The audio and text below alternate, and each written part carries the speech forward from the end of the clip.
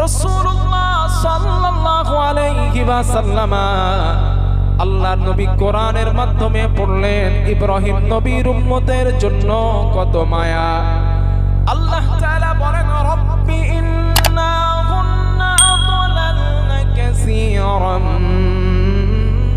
মিনান নাস ফামান তাবি'আনি ফাইন্নাহু মিন্নি ওয়া মান আসানি ফাইন্নাকা গফুরুর রহিম। জোরে বলেন আল্লাহু আকবার। আল্লাহ তাআলা বলেন আমার পয়গম্বর ইব্রাহিম আলাইহিস সালাতু ওয়াস সালাম আল্লাহর কাছে ওনার উম্মতের জন্য দোয়া করলেন, ও আমার আল্লাহ ইন তুআযিবুহুম রব্বি ইন্নাহুন্না আদলালনা কাসীরাম মিনান নাস। আল্লাহ তাআলা এই মুক্তিগুলা অনেক মানুষকে পথভ্রষ্ট করেছে, এই ঠাকুরগুলা অনেক মানুষকে পথভ্রষ্ট করেছে। ফামান তাবিআনি ফাইন্নাহু মিন্নি, যারা আমার অনুসরণ করে আল্লাহ তারা আমারই অন্তর্ভুক্ত, তারা আমারই দলে আছে। ওয়া মান আসানি, আর যারা আমার অনুসরণ করে না, আমার অনুকরণ যারা করে না, ফাইন্নাকা গফুরুর রহিম, আল্লাহ তুমি ক্ষমাশীল, আল্লাহ তুমি দয়ালু। মানে ইব্রাহিম নবী আল্লাহকে তার উম্মতের ব্যাপারে মায়া লাগাচ্ছে। আল্লাহ এই ঠাকুরগুলো তো এই মানুষগুলোরে জাহান্নামে বানিয়েছে, অনেক কাসির অনেক মানুষরে, সুতরাং মাবুদ যারা আমার দলে আছে ওরা তো জান্নাতে যাবে, কথা ঠিক আছে, ওরা আমার দলে আছে। তবে আল্লাহ যারা আমার অনুসরণ করে না, আল্লাহ তুমি তো ক্ষমাশীল মাবুদ, তুমি তো দয়ালু। মানে আল্লাহরে দরদ লাগাই মাবুদ, তুমি চাইলেও এদেরকেও মাফ করে দিতে পারো যারা আমার অনুসরণ করে না। আমাদের নবী এই কথাটা কোরআনের মাধ্যমে পড়েছে। নবী চিন্তা করলেন, হায় হায় ইব্রাহিম নবীর এত মায়া, এত মায়া উম্মতের উপরে। ভাই কথা বললে হবে না ভাই, আপনারা আমার একটা কথা শুনবেন, একটুখানি আগিয়ে আসবেন, পিছনে এই জায়গাগুলো এমন একটু আগিয়ে আসুন তো বাবা, একটু আগিয়ে আসুন। চাচাজি আপনারা একটু আগিয়ে আসুন, একটু আগিয়ে আসুন প্লিজ। একটু আগিয়ে আসলে পিছনের ভাইরা অনেক দাঁড়ানো আছে, ওনারা একটু বসার সুযোগ পাবে। আর আল্লাহ তাআলা কোরআনে বলেছেন, ইয়া আইয়ুহাল্লাযীনা আমানু, ও ঈমানদারেরা, ইযা কিলা লাকুম তাফাসসাহু ফিল মাজালিস, তোমরা মাহফিলের জায়গা প্রশস্ত রেখো না, ফাঁকা রেখো না, আগত মুমিনদের জন্য তোমরা মাহফিলে জায়গা করে দাও, আমি আল্লাহ তোমাদের জান্নাতে জায়গা করে দেব। একটু পিছনের ভাইদের একটু জায়গা করে দেন, আল্লাহ ইনশাআল্লাহ আমাদের জান্নাতে জায়গা করে দেবেন। বলেন হাই হাই, ইব্রাহিম নবীর উম্মতের জন্য এত মায়া ছিল। নবী চিন্তা করতেছে। হাদিসের মধ্যে আসছে ওয়াতালা কাওলা ঈসা আলাইহিস সালাম, ঈসা নবীর উম্মতের জন্য কত মায়া আমাদের নবী কোরআনের মাধ্যমে পড়লেন।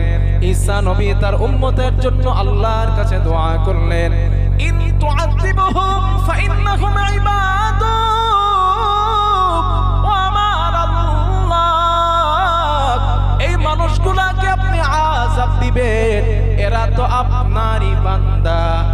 আল্লাহরই বলতেছে, আল্লাহ এদেরকে আপনি আযাব দিবেন, এরা তো আপনারই বান্দা।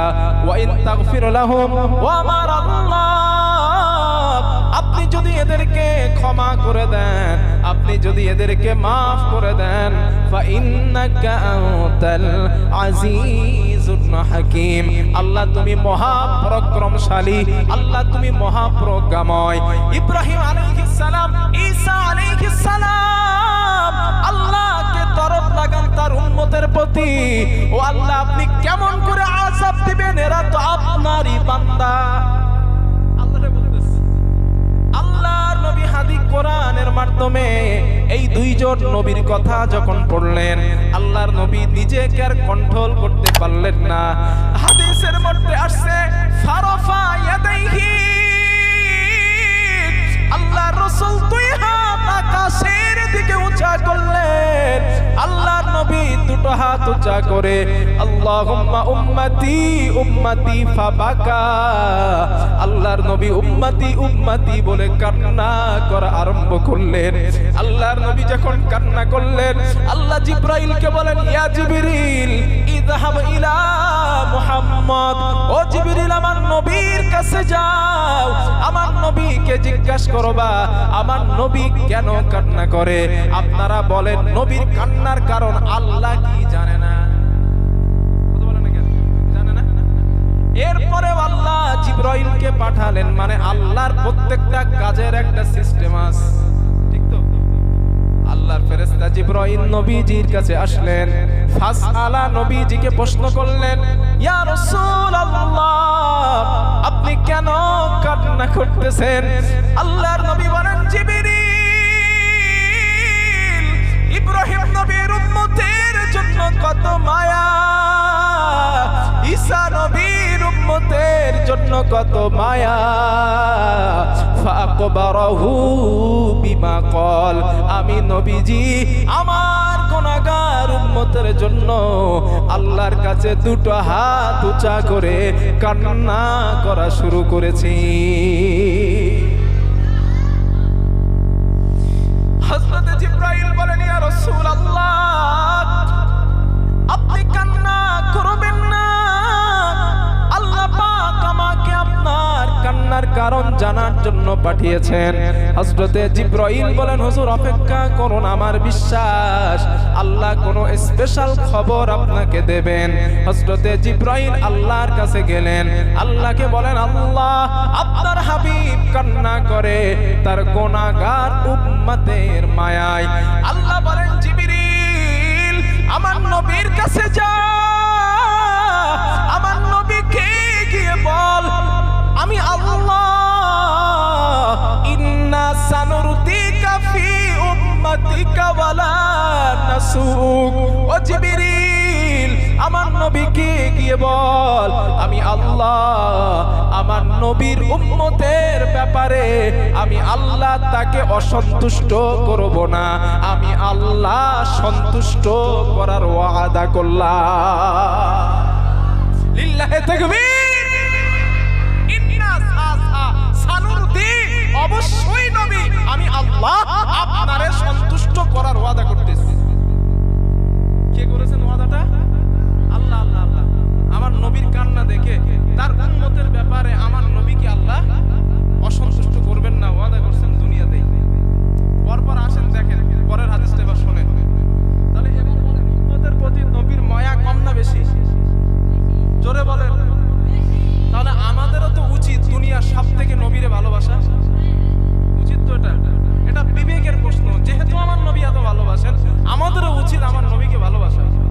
আমার স্ত্রী আমাকে খুব ভালোবাসে, উচিত আমার স্ত্রীকেও ভালোবাসা। তো রাসূল যেহেতু ভালোবাসেন আমাদের উচিত উম্মত হিসাবে নবীকেও ভালোবাসা। হাদিস নাম্বার 2, হাদিসটা বুখারীর, একটু লম্বা হাদিস, মন দিয়ে শুনেন। হাদিসের রাবি আনাস ইবনে মালিক, নামটা আমি মাঝখানে জিজ্ঞাসা করব, মনে রাখবেন, ভুলে যাবেন না।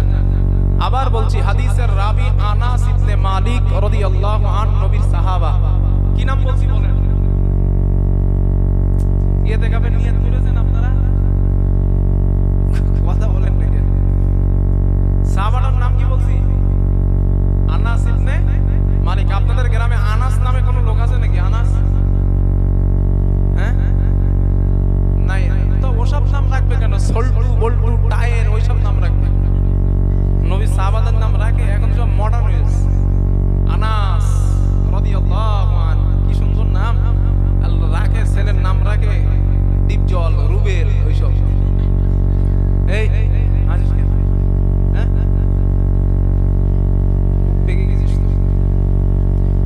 তো আনাস ইবনে মালিক রাদিয়াল্লাহু আনহু হাদিসের রাবি। عن أنس بن مالك رضي الله تعالى عنه، حضرت أنس بن مالك رضي الله تعالى عنه বর্ণনা তিনি বলেন, حدثنا محمد صلى الله عليه وسلم, রাসূলুল্লাহ সাল্লাল্লাহু আলাইহি ওয়াসাল্লাম বলেন, ইযা কানা ইয়াউমুল কিয়ামাতি মাদান নাসু বা'দুহুম ইলা বা'দ। আল্লাহর নবী বলেন, ও আমার সাহাবারা হাসরের ময়দানে মানুষগুলা পাগলের মতো দৌড়াবে। নবী বলছেন হাসরের ময়দানে মানুষগুলা পাগলের মতো দৌড়াতে থাকবে, সাহারা খুঁজে পাবে না। সূর্যের প্রচন্ড তাপ, মাটিটা তামায় পরিণত হয়ে গেছে। সূর্যের প্রচন্ড তাপ, মানুষগুলা পানি পানি বলে চিৎকার মারবে, দৌড়াতে থাকবে। আমাদের হিসাব হয়ে যাক, ঠিকানা জান্নাত জাহান্নাম যা পারে হোক, কিন্তু আমাদের হিসাব নেওয়া হয়ে যাক। আল্লাহর নবী বলেন মানুষগুলা সহ্য করতে না পেরে ফায়াতুনা আদম আলাইহিস সালাতু ওয়াস সালাম, নবী আদমের কাছে যাবেন। ও পয়গম্বর আদম, ফায়াকুলুনা ইশফা লানা ইলা রাব্বিক, আপনি আমাদের জন্য আল্লাহর কাছে একটু সুপারিশ করুন। হাসরের ময়দানের আযাব আমরা তো আর সহ্য করতে পারি না। আদম নবী জবাব দিবেন ফায়াকুলু লাস্তু লাহা, আমি আদম ওই কাজের যোগ্য না। আল্লাহর নবী বলেন, নবী আদম বলবেন আমি ওই কাজের যোগ্য না। ওয়ালাকিন আলাইকুম বিইব্রাহিম আলাইহিস সালাম, তোমরা ইব্রাহিম নবীর কাছে যাও। ফাইন্নাহু খলিলুর রহমান, তিনি রহমানের অনেক কাছের বন্ধু, তিনি তোমাদের জন্য আল্লাহর কাছে কথা বলতে পারবেন। আল্লাহর নবী বলেন ফায়াতুনা ইব্রাহিম আলাইহিস সালাম, হাসরবাসীরা ইব্রাহিম নবীর কাছে দৌড়ে আসবেন। ইব্রাহিম নবীকে বলবেন ও রহমানের বন্ধু ইব্রাহিম, আপনি আমাদের জন্য আল্লাহর কাছে একটু সুপারিশ করুন। হাসরের ময়দানের আযাব আমরা তো আর সহ্য করতে পারি না, পানির কারণে কলিজা ফেটে যায়। আপনি আমাদের জন্য আল্লাহর সঙ্গে কথা বলুন, আল্লাহ হিসাব নিকাশের কাজ আরম্ভ করে দিক। ইব্রাহিম নবী জবাব দিবেন হাসরবাসীরা ফায়াকুলু লাস্তু লাহা, আমি ইব্রাহিম ওই কাজের যোগ্য না।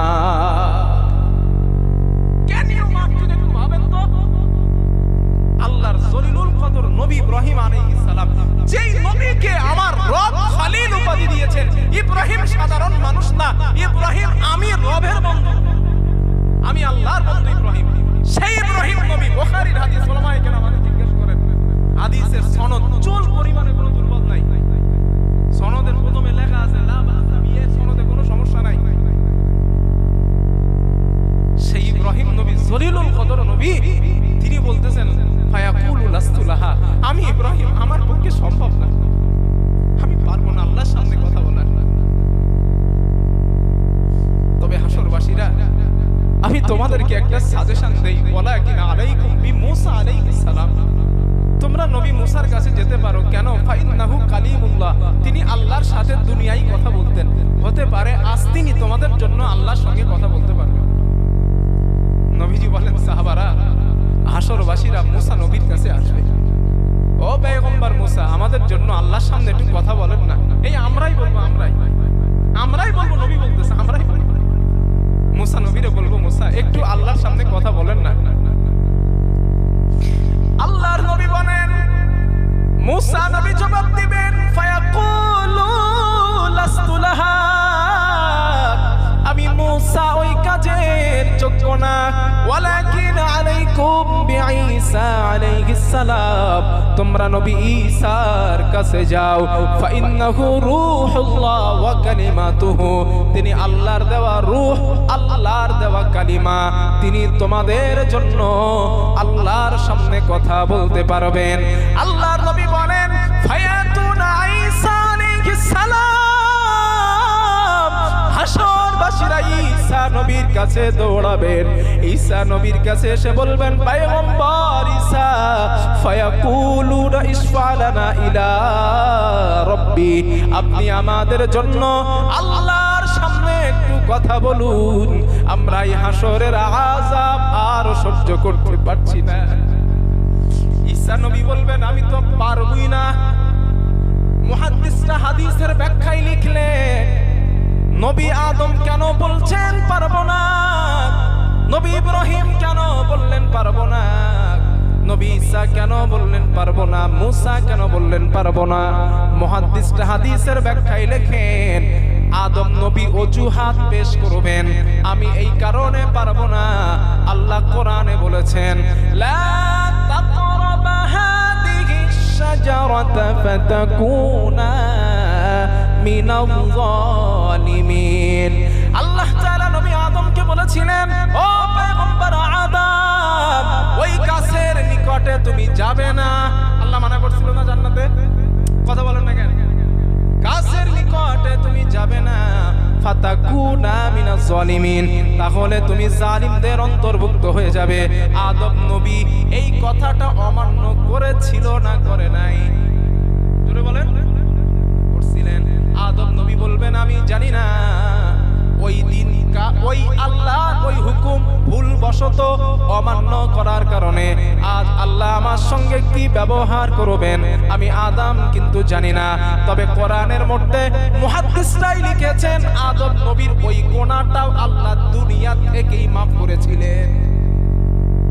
আমরা নামাজে একটা দোয়া করি না, মোনাজাতের সময় একটা দোয়া বলি, কি বলেন দিন? রব্বানা। এটা আমার সাথে একটু বলেন। আদম নবীর ব্যাপারে আদম আলাইহিস সালাম কে আল্লাহ শেখালেন, আদম আমার কাছে তুমি বলো রব্বানা যালামনা আনফুসানা ওয়া ইল্লাম তাগফির লানা ওয়া তারহামনা লানাকুনান্না মিনাল খাসিরিন। আদম নবী বলেন রব্বানা যালামনা আনফুসানা, ও আমার রব আমি আমার নফসের উপরে জুলুম করেছি, ওয়া ইল্লাম তাগফির লানা, যদি তুমি আমাকে ক্ষমা না করো, ওয়া তারহামনা, এবং আমার প্রতি রহম না করো, দয়া না করো, লানাকুনান্না মিনাল খাসিরিন, আল্লাহ আমি ক্ষতিগ্রস্তদের অন্তর্ভুক্ত হয়ে যাব। মুহাদ্দিসরা লেখেন আল্লাহ এই দোয়া শেখানোর পর আদম নবীর গুনাহ আল্লাহ মাফ করে দিয়েছিলেন।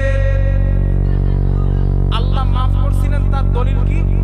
আদম নবীকে আল্লাহ তার নবীও বানালেন। যদি মাফ না করতেন তো নবী কেন বানালেন? কথা বলেন না কেন? যদি মাফ না করতেন তো আদম আলাইহিস সালামকে নবী কেন বানালেন? সুতরাং মাফ করেছিলেন বলেই আল্লাহ তাকে নবী বানিয়েছিলেন। প্রিয় ভাইরা একবার চিন্তা করুন তো, ওই মানুষটা ভুলবশত একটা আল্লাহর হুকুম অমান্য করেছিল জান্নাতে, সেই অমান্য করার সাজা স্বরূপ আল্লাহ তারে দুনিয়াতে দিয়েছেন এবং মাফও করেছেন এবং তাকে নবীও নিজে গ্রহণ করেছেন। সেই আদম আলাইহিস সালাম হাসরের দিন বলবেন আমি জানি না ওই কথা অমান্য করার কারণে আজ আল্লাহ আমার সাথে কি ব্যবহার করবেন। একটা মানুষ হাত তুলে বলবেন আমার কোনো গুনাহ নাই?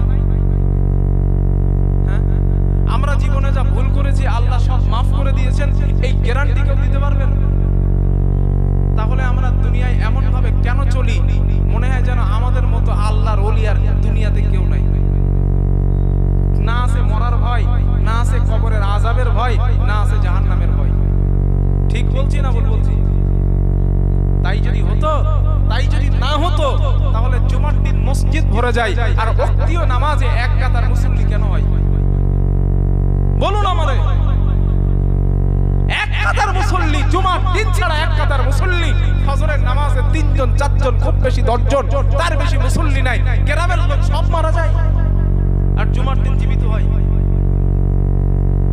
মরণের ভয় যদি মানুষ করত, ইচ্ছাকৃত হলেও মানুষ নামাজ ছাড়ত না, অনিচ্ছাকৃত হলেও নামাজ ছেড়ে দিত না। প্রিয় ভাইরা আদম নবীর কথা একবার ভাবে, ওই মাঠটা কতটা বিভীষিকাময়, কতটা কঠিন হবে ওই মাঠটা, যে আল্লাহর নবী আদম একটা ভুল করছেন, তার অপরাধ আল্লাহ দুনিয়াতেই ক্ষমা করছেন। সেই ব্যক্তিটা বলছেন আমি আল্লাহর সামনে কথা বলার সাহস রাখি না। আমাদের অবস্থা কি?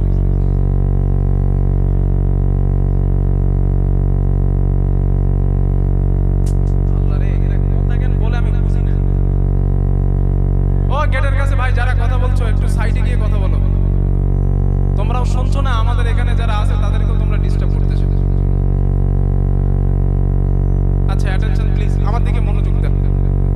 তাহলে আদম নবী কেন পারবেন না বুঝতে পারলাম। 2 নাম্বার মুহাদ্দিসটা লিখে কেন কথা বলবেন না? হাদিসের মধ্যে মুহাদ্দিসটা লেখেন ইব্রাহিম আলাইহিস সালাম ছোটবেলায় যখন ওনার সঙ্গীরা ওনার বন্ধুরা বলেছিলেন ইব্রাহিম চলো না বাজারে যাই, ঠাকুর দেখতে যাই, মেলায় যাই, আল্লাহ কোরআনে বলেন ফানাযারা নাযারাতাও ফিন নুজুম ফাকালা ইন্নী সাকিম। ইব্রাহিম নবী আসমানের দিকে মাথা উত্তোলন করেছিলেন আর বলেছিলেন ইন্নী সাকিম, আমি ইব্রাহিম অসুস্থ, আমি মেলায় যাব না। কিন্তু মুহাদ্দিসটা লেখেন উনি শারীরিক কোনো অসুস্থ ছিলেন না। তাহলে কি মিথ্যা বলছেন? হ্যাঁ মিথ্যা বলছেন, ইন্নী সাকিম, আমি অসুস্থ। মুহাদ্দিসটা ব্যাখ্যায় লেখেন ইব্রাহিম নবী মিথ্যা বলেন নাই, কারণ উনি মানসিক অসুস্থ ছিলেন। হাদিসে লেখা হয়েছে ইব্রাহিম নবী এই ভয় করবেন জানি না, সেদিন আমি আমার কওমকে বলেছিলাম আমি অসুস্থ, তারা ভেবেছিল আমি শারীরিক অসুস্থ, কিন্তু আমি তো শারীরিক অসুস্থ ছিলাম না। এই কথা বলার কারণে আজ আল্লাহ আমার সঙ্গে কি ব্যবহার করবেন, কি জিজ্ঞাসা করবেন আমি ইব্রাহিম জানি না। সুতরাং তোমরা অন্য নবীর কাছে যাও। মুসা নবী বলবেন আমি তো পারবোই না। সূরা আল কাসাস খুলে দেখবেন মুসা আলাইহিস সালাম একজন কিবতীকে ফাওয়াকাযাহু মুসা, একজন কিবতীকে আঘাত করছিলেন। মুসা নবী একজনকে মেরেছিলেন, যেই মারার কারণে ফাকাদা আলাই লোকটা মারা যায়। মুসা নবী কি মারছিল বলেন তো? হ্যাঁ চড়, এটা পুরো ভুল কথা। হুজুর এতদিন তো শুনে আসছি চড়, আপনি আজকে ভুল বলে দিলেন। হ্যাঁ রেকর্ড হচ্ছে আমার কথা, গোটা পৃথিবী শুনবে। হ্যাঁ চড় যদি বলেন ভুল। ফাওয়াকাদা কাদা একই মানে খুশি, চড় কাদা একই মানে চড় নয়, এটা খুশি। আল্লাহ কোরআনে বলছেন সূরা আল কাসাসে দেখবেন আছে ফাওয়াকাদাহু মুসা, আমার মুসা ওই কিবতীকে ঘুষি মেরেছিল। ঘুষি ঘুষি আর চড় কি এক হয় না? চড় আলাদা, ঘুষি আলাদা। ফাকাদা আলাই লোকটার সাথে সাথে মারা যায়। মুসা নবী চিন্তা করলেন হাই হাই, আল্লাহর কাছে দোয়া করলেন রব্বি ইন্নী যালামতু নাফসি, ও আমার রব আমি আমার নফসের প্রতি জুলুম করেছি, ফাগফিরলি তুমি আমারে ক্ষমা করো। আল্লাহ সাথে সাথে বললেন মুসা ফাগফারা লাহু, তোমারে ক্ষমা করে দিলাম, যাও। কারণ উনি ওনারে মারতে চাইনি, মেরে ফেলতে চাইনি, সংশোধন করার জন্য একটা ঘুষি দিয়েছিল। ঝামেলা করছিল দুইজন, বনি ইসরাইল কওমের একজন আর এই ফেরাউনের এই কিবতী একজন। এই ঝামেলা মেটানোর জন্য মুসা নবী চেষ্টা করতেছে। ওই কিবতী মানে ফেরাউনের লোক যে দরবারের যে লোকটা, ও মোটেই মিটতে চায় না, রাগ হয়ে গেছে, দিয়েছে এক ঘুষি। আর হাদিসের মধ্যে আছে নবীদের মধ্যে সবথেকে রাগী ছিলেন মুসা আলাইহিস সালাম। হাদিসে আসছে উনি যখন রেগে যেতেন না, পাকড়ির উপর দিয়ে চুল ফুড়ে বার হয়ে যেত, এত রাগ ছিল ওনার। যারা দেখবেন দুনিয়া একটু তোতলা টাইপের আছে না, তোতলা, ওদের কিন্তু রাগ খুব বেশি। মুসা আলাইহিস সালাম তোতলা ছিলেন হালকা, ওনার রাগ এত বেশি ছিল পাগড়ি ফুরে চুল বার হয়ে যেত। এক দিছে ঘুষি ফাকাদা আলাই, সাথে সাথে লোকটা মারা গেছে। আর নবীদের কবজির পাওয়ার তো আল্লাহ রাসূল সাল্লাল্লাহু আলাইহি ওয়াসাল্লাম বলতেন আমি মুহাম্মদ সাল্লাল্লাহু আলাইহি ওয়াসাল্লাম আমার এক একটা কবজির মধ্যে 40 জন জান্নাতি পুরুষের ক্ষমতা দিয়ে দিয়েছেন আল্লাহ। সুবহানাল্লাহ বলবেন না? এক একটা কবজির মধ্যে 40 জন পুরুষের ক্ষমতা, মানে দুইটা কবজিতে 80 জন। পয়গম্বরদের স্পেশাল শক্তি আল্লাহ দিতেন। তো ওই শক্তি দিয়ে দিছে এক ঘুষি, মরে গেছে বেটা। তো যখন মরে গেছে আল্লাহর কাছে দোয়া করলেন আল্লাহ আমি তো নফসের প্রতি জুলুম করেছি, মাবুদ তুমি আমারে মাফ করে দাও। মুসা সাল্লাম বললেন, আল্লাহ বললেন মুসা যাও তোমারে মাফ করে দিলাম, কারণ তুমি তো মারতে চাও না, মাফ করে দিছি। মুহাদ্দিসরা লেখেন এই লোকটাকে ঘুষি মারার কারণে যে লোকটা মারা গিয়েছিল, মুসা নবী বলবেন জানি না হাসরের দিন এই মারা যাওয়ার ব্যাপারে আল্লাহ আমার কাছে কি জিজ্ঞাসা করবেন, তাই আমি মুসা কথা বলতে পারছি না। ঈসা নবী বলবেন আমি তো পারবোই না। কেন? তাম দুনিয়ার খ্রিস্টানেরা আমি ঈসাকে আল্লাহর পুত্র বলেছিল, আল্লাহর ছেলে বলেছিল। ওয়াকালাতিল ইয়াহুদু উযাইরুন ইবনুল্লাহ ওয়াকালাতিন নাসারাল মাসীহ ইবনুল্লাহ। খ্রিস্টানেরা ঈসা নবীকে আল্লাহর পুত্র বানালো। ঈসা নবী বলেন আমি তাদেরকে বলি নাই, বলতে বলি নাই, আমি তো তাদেরকে বলেছিলাম ইন্নী আবদুল্লাহ আতানিয়াল কিতাব ওয়া জাআলানি নবিয়্যা। আমি তাদের আপনাদের বলেছিলাম আমি আল্লাহর গোলাম, আল্লাহর বান্দা, আমার কাছে রিসালাত দেওয়া হয়েছে, আমি নবী, সুতরাং তোমরা আমাকে আল্লাহর ছেলে বলো না। ঈসা নবী বলবেন জানি না। ওই দিন তারা আমাকে আল্লাহর পুত্র বানানোর কারণে আজ আল্লাহ আমার সঙ্গে কি ব্যবহার করবেন আমি নবী ঈসা জানি না। তবে হাসরবাসীরা, আজ আমি তোমাদেরকে একটা সাজেশন দিই। আজ এই হাসরের ময়দানে কেবলমাত্র একমাত্র শুধুমাত্র একজন ব্যক্তি কথা বলতে পারবেন, ওয়ালাকিন আলাইকুম বিমুহাম্মাদিন সাল্লাল্লাহু আলাইহি ওয়াসাল্লাম, আখিরি জামানার পয়গম্বর নবী মুহাম্মদ রাসূলুল্লাহ সাল্লাল্লাহু আলাইহি ওয়াসাল্লামের কাছে যাও, তিনি তোমাদের জন্য আল্লাহর সামনে কথা বলতে পারবে। আল্লাহর নবী সাহাবাদেরকে বলেন, সাহাবারা শোনো, ঈসা নবী যখন পাঠিয়ে দিবে ফায়াতুনি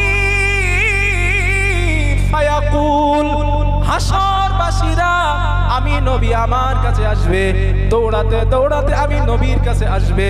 আমি নবীর কাছে আসার পর তারা যখন তাদের অভিযোগটা আমি নবীকে জানাবে, আমি নবী বলবো আনা লাহা, হ্যাঁ আমি নবী আজ এই কাজেরই যোগ্য। নবী বলবেন সাহাবারা আমি রাসূল কাউরে ফিরিয়ে দেব না, আমি নবী কাউরে ফেরাবো না, আমি বলবো আনা লাহা, হ্যাঁ আমি মুহাম্মদ এই কাজের যোগ্য। আল্লাহর নবী বলেন সাহাবারা, ওই হাসরের দিন আল্লাহ আমাকে স্পেশাল কিছু কালিমা, স্পেশাল কিছু বাক্য আমি নবীকে শিখিয়ে দেবেন, যেই কালিমা, যেই বাক্যগুলা অন্য কোন নবীকে শেখানো হবে না। আল্লাহর নবী বলেন, তবে সাহাবারা লা ইয়াহজুরুনিল আন, আমি নবী ওই বাক্যগুলো আজও জানি না, হাসরের দিন আল্লাহ আমাকে কি বাক্য শেখাবেন। তবে সাহাবারা শোনো, ওই বাক্য আল্লাহ আমাকে শেখানোর পর ফাহমাদাহু বিতিলকাল মাহামিদ, আমি নবীজি ওই বাক্যের মাধ্যমে আল্লাহর প্রশংসা করা আরম্ভ করব, আমি আল্লাহর প্রশংসা করতে থাকব। ওয়া আখিরু লাহু সাজিদান, এরপরে আমি নবী সিজদায় পড়ে যাব। আমি নবী সিজদায় পড়ে যাবার পর ফায়ুকালু ইয়া মুহাম্মদ, আমাকে রবের পক্ষ থেকে বলা হবে, হে মুহাম্মদ ইরফা রাসাকা, মুহাম্মদ তোমার মাথা ওঠাও, ওয়াকুল বলো ইসমালাকা, তোমার কথা শোনা হবে, ওয়াসাল তুতা, তুমি যা চাও আজ আমি আল্লাহ তোমাকে তাই দেব, ওয়াশফা তুশাফা, আজ তুমি নবী যার জন্য সুপারিশ করবা আমি আল্লাহ তার সুপারিশ কবুল করে নিব।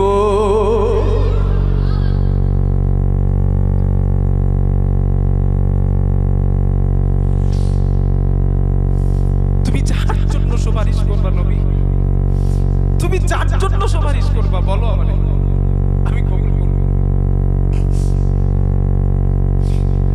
আল্লাহর নবী বলেন সাহাবারা শোনো,